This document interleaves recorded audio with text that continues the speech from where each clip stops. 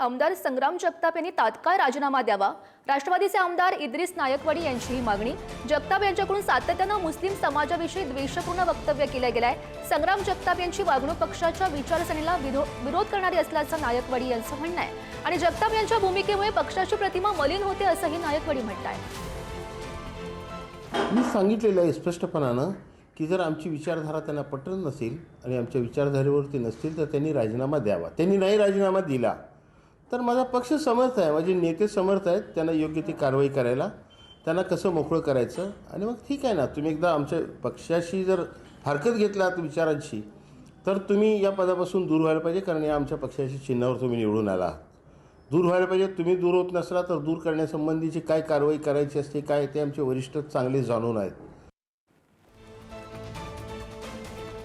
आणि यावर संग्राम जगताप यांची सुद्धा प्रतिक्रिया आलेली आहे, बघूया। लोक जी आहेत, आपण जे काही आज राष्ट्रवादी काँग्रेस पक्ष अजितदादांनी त्या दिवशीच सर्वच पत्रकार बांधवांना मीडियाला सांगितलेलं आहे की मला त्यांनी बोलून घेतलेलं आहे। पण अजितदादा बोलल्यानंतर देखील जर असं कोणी जर पक्षामध्ये निर्णय जर घेत असेल तर अत्यंत चुकीचं आहे। आणि त्यामुळं कुठंतरी आम्ही जे म्हणत असतो की आमचा काही प्रवृत्तींना विरोध आहे की डायरेक्ट निर्णय घेणं, कारण आपण पाहतो कुठल्या न्यायालयामध्ये जर केस झाली तर केस झाल्यानंतर न्यायालयामध्ये वकील असतात, त्याचं म्हणणं ऐकलं जातं, म्हणणं मांडल्यानंतर तो निकाल दिला जातो। आणि मग अशा प्रकारे कुठेतरी सिरियाप्रमाणे काहीतरी घोषणा करायची, मागणी करायची डायरेक्ट, म्हणजे असं असं करा, आम्ही असं असं करू, असं जे काही वक्तव्य याचाच आमचा विरोध आहे।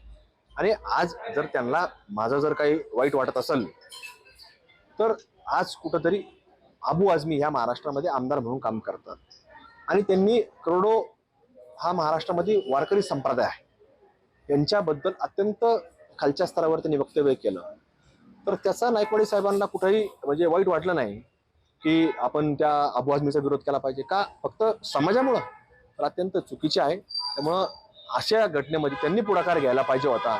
आणि अबू आझमी चुकीचं वक्तव्य करतात असं त्यांनी, जसं आज माझ्या विरोधात बोलले तसं अबू आझमीच्या बाबतीमधली पत्रकार परिषद घेऊन त्यांनी अबू आझमी ह्या व्यक्तीचा निषेध करणं गरजेचं होतं।